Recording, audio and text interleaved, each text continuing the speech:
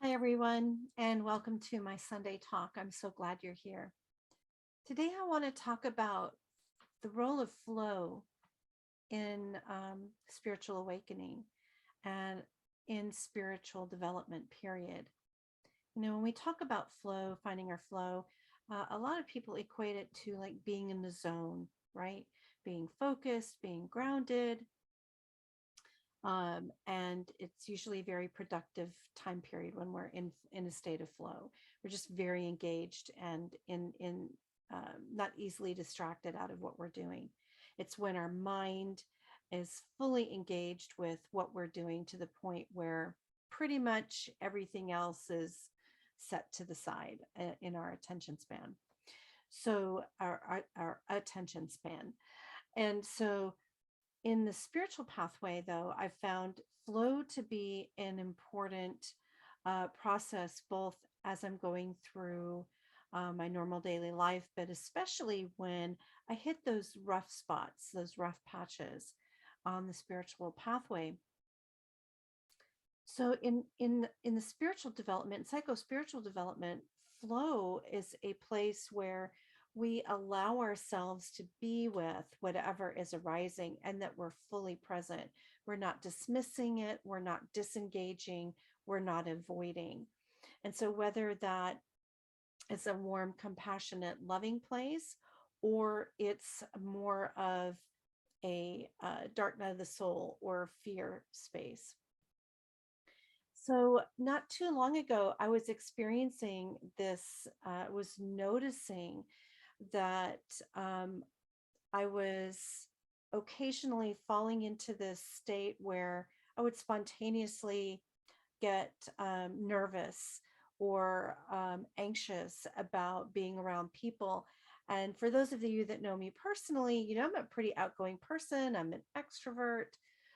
Actually, I'm kind of an omnivert. Have you ever heard of that? It's someone who's both extroverted and introverted, like love being around people, love being in large groups of people, love traveling.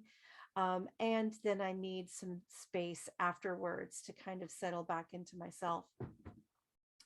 So certainly didn't avoid or don't avoid social contact. However, there was a point in my growth and development where I was in recovery of some disappointments of life and recognizing disappointments in myself, disappointment of others, and all of a sudden noticing that I was kind of recoiling or shying away from social contact. And as I went into the examination of what's really happening here, was a recognition of needing safety, needing safety from my own open-hearted flow. And I was amazed. Why would I want safety from my open-hearted flow, my open, outgoing, natural, loving self? What on earth could I possibly want to be protected from that?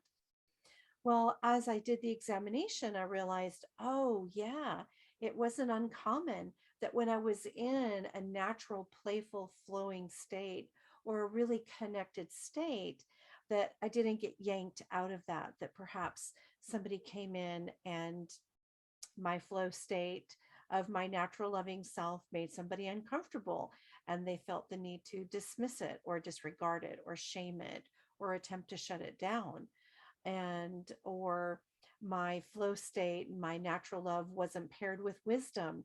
It was paired with my codependency. And I didn't listen to my intuition and the intuition of friends and made some really poor relationship choices. And so in the recovery of my own codependent recovery and trying to figure out how it was that my intuition did not my intuition was not helping me avoid red flags, but instead it was trying to get me to negotiate red flags, which of course is impossible, to negotiate red flags that are coming from a narcissist. So when I recognized that ultimately this closing in and coming away from my flow was because I was afraid of flow, that I had become fearful of allowing myself to open even further. And in that fear, then I started recoiling from my wholeness, recoiling even from prayer and meditation, and recognized that what's required now at those stages is wisdom. So, loving kindness paired with wisdom, to be in the flow, to surrender with perhaps guilt or shame or regret or anger or bitterness or resentment, to allow that to create sacred space, to allow that to be there. And that the recoiling was actually a resistance to surrendering, holding sacred space for my own process. So it was a really poignant realization that we could be afraid of flow. And while until we actually recognize, especially if you're a recovering codependent on a spiritual pathway, that you're opening up to, what you're really opening up is to recognize your own uh, lack of ability, perhaps, to recognize your own intuition. If you can hear the dog in the background, I apologize. There we go. Sorry for the woof. So if she gets any louder, I'll go put her up. But this process of creating sacred space, even for the deep feelings of resentment, all of those feelings and emotions that we don't necessarily want to have in our spiritual awakening process. But once we do enough work, we're going to find old hurts and resentments. We're going to find fears. And so, what does it take to have wisdom and kind of come out of that shell, of your own shell, if you're creating a wall around yourself? And you have to risk again. Safety requires you, it's kind of this oxymoron, right?